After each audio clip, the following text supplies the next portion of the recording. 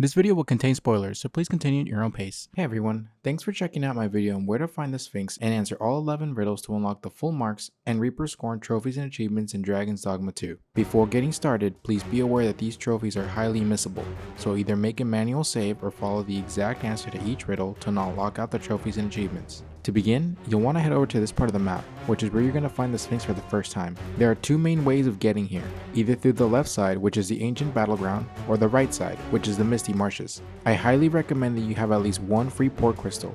For this reason, I suggest you enter through the misty marshes, as you're going to get a free port crystal from the hidden griffin nest. That nest can be found here.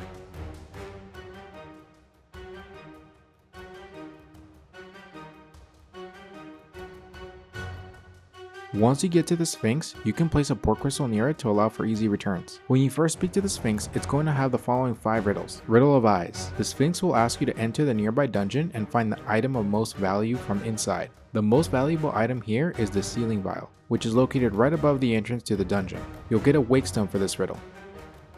Riddle of Madness. The Sphinx asks you to bring somebody who's deeply in love with the Arisen. This can be done immediately by presenting your pawn. You get a port crystal as a reward. Riddle of Wisdom. For this riddle, the Sphinx will require you to bring a very specifically named pawn. The pawn name must begin with Sphinx. Aside from that, it can have any word after. If you're playing offline, you must bring one of the following pawns: Sphinx Parent, Sphinx Mother, Sphinx Father, which are commonly found in the Riftstones of Fellowship.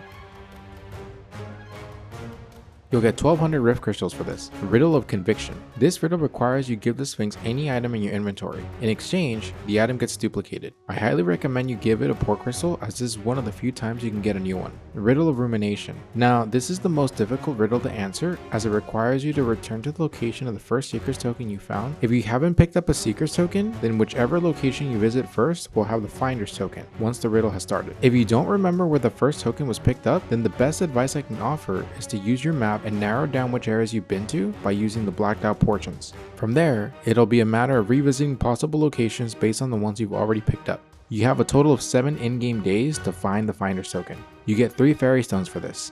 As soon as you answer the 5th riddle, do not open the last chest. Instead, immediately run towards the Sphinx and hold onto it with your hold action.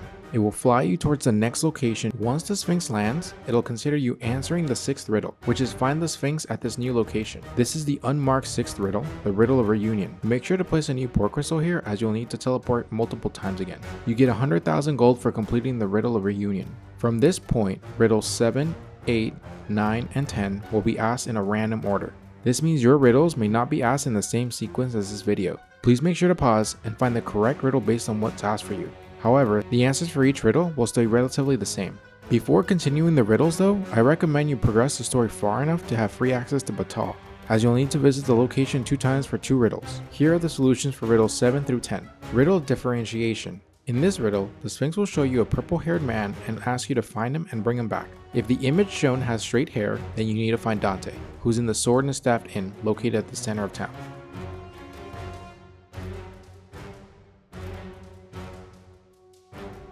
If the image shown has curly hair, then you need to find Virgil, who's at the outpost on the Batal side of the gate.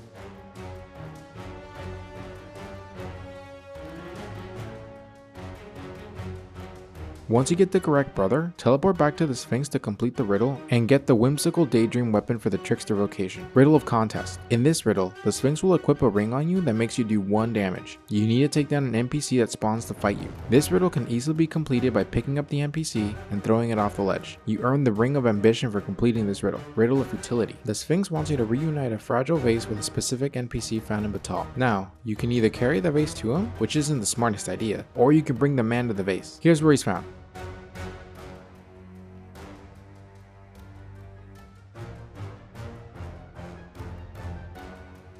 And once you have him, simply teleport back with a fairy stone. You'll get the Eternal Bond ring as a reward. Riddle of Reconciliation.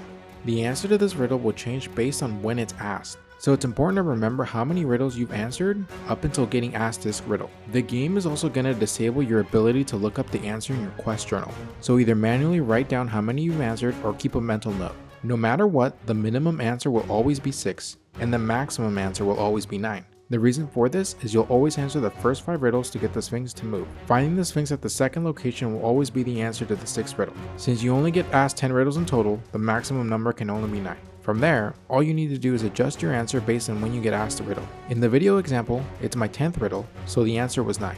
Your reward is the Arrow of Undoing. Before answering your 10th riddle, make sure to be around level 30 or be confident in your fighting abilities, as you'll need to fight a boss. Once you answer the 10th riddle, the Sphinx will try to fly away again. However, this time you mustn't allow it to escape, as this is the hidden 11th riddle, which requires you to fight and defeat the Sphinx. Attack the Sphinx enough times until it begins to fight in full and its health bars appear. During the fight, you must not attack the human portion of the Sphinx, as it won't do any damage. Should you attack the human portion too much, it'll also fail the fight and the Sphinx will disappear. This also applies to your pawns attacking the human portion of the Sphinx. When fighting the Sphinx, you can choose to manually fight it and deplete all of its health, or you can use a bow and arrow and shoot the Arrow of Undoing to instantly take it down, just as long as you don't hit the human portions. Once the Sphinx goes down, you'll receive a key, which allows you to open the large center chest containing the Eternal Wakestone.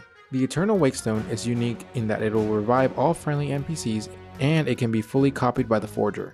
It'll cost 30,000 gold to do this. In order to unlock the Reaper's Scorn trophy and achievement, you need to revive at least 2 NPCs in a town using the Eternal Wakestone. If you don't have 2 NPCs you can revive, you can help some of the town folks go to sleep. Once at least 2 NPCs can be revived, you can wake them using the Eternal Wakestone. If you found this video helpful, then consider giving it a like, as it really helps on my channel. Thanks for watching and have a great day.